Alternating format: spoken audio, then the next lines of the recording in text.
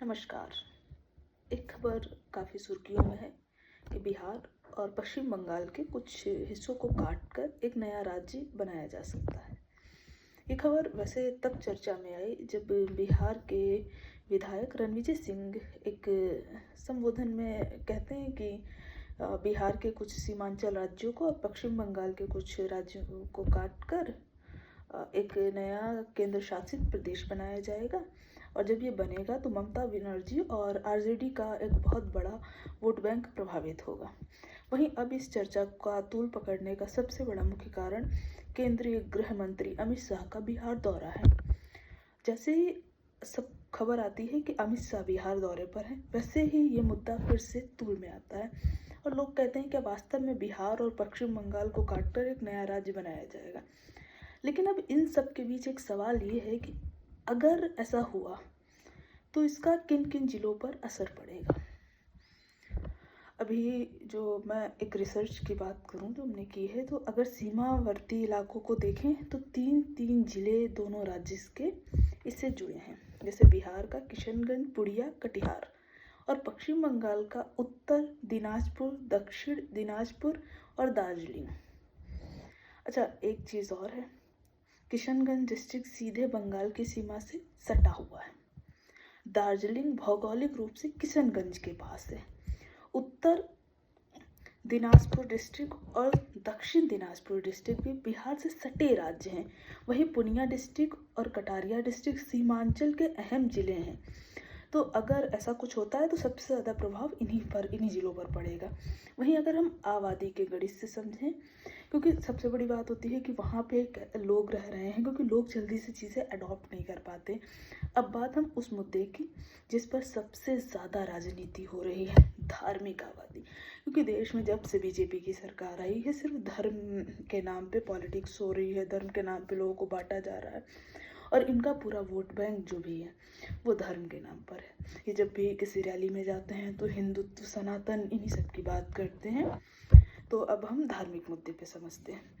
जो किशनगंज है उसमें लगभग 68% मुस्लिम, 31% हिंदू रहता है। तो किशनगंज मुस्लिम बहुल्य जिला है। उत्तर दिनाजपुर मुस्लिम और हिंदू आबादी लगभग बराबर, मतलब 50-50% है। वहीं दक्षिण दिनाजपुर 70% हिंदू, 24 से 30% तक मुस्लिम है, मतलब ये हिंदू बहुल्य जिला है। वहीं दार्जिलिंग हिंदू बहुल्य, साथ में बौद्ध और ईसाई समुदाय के लोग मौजूद हैं, मतलब इसमें मुस्लिम नहीं है।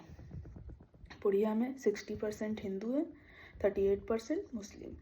कटिहार की बात करें तो कटिहार में करीब 70% हिंदू और 30% मुस्लिम है।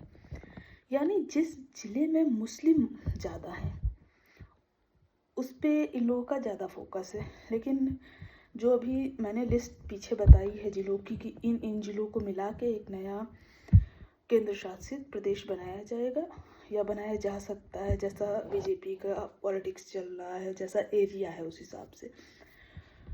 तो इसमें कोई एक विशेष धर्म को टारगेट नहीं किया जाएगा। इसमें हिंदू मतलब हिंदू बहुल्य और मुस्लिम बहुल्य दोनों रहेंगे। और इसमें कुछ भी ऐसा नहीं है कि हम किसी एक धर्म के लोगों को बांट रहे हैं। अच्छा, अब एक सवाल और है। अब सबसे बड़ा सवाल जो आता है, क्या वाकई में ऐसा कोई प्रस्ताव आया है? अब अगर हम केंद्र सरकार या भारतीय जनता पार्टी की ओर से देखें तो अभी कोई आधिकारिक बयान नहीं है। फिलहाल ये सिर्फ राजनीतिक अनुमान है कि कोई नेता आता है और किसी मीडिया इंटरव्यू में या किसी जनसभा में ऑडियंस को अपनी तरफ अट्रैक्ट करने के लिए ऐसी भाषणबाजी करता है। भारत में नया राज्य या केंद्र शासित प्रदेश बनाने के लिए संसद से विधेयक और संवैधानिक प्रक्रिया जरूरी होती है, जो अभी तक शुरू नहीं हुई है।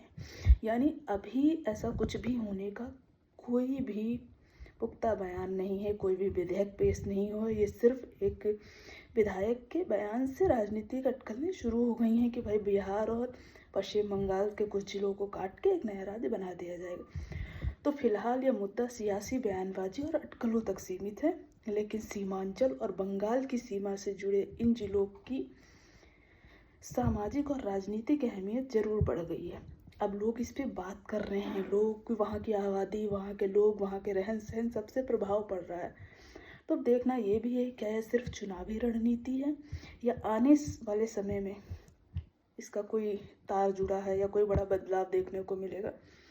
वैसे आपको क्या लगता है, यह आप लोग कमेंट में ज़रूर बताइएगा कि क्या वास्तव में बिहार और पश्चिम बंगाल के कुछ जिलों को काट के एक नया राज्य बनाने की आवश्यकता है? क्या भारत को भी एक नए केंद्र शासित प्रदेश की ज़रूरत है?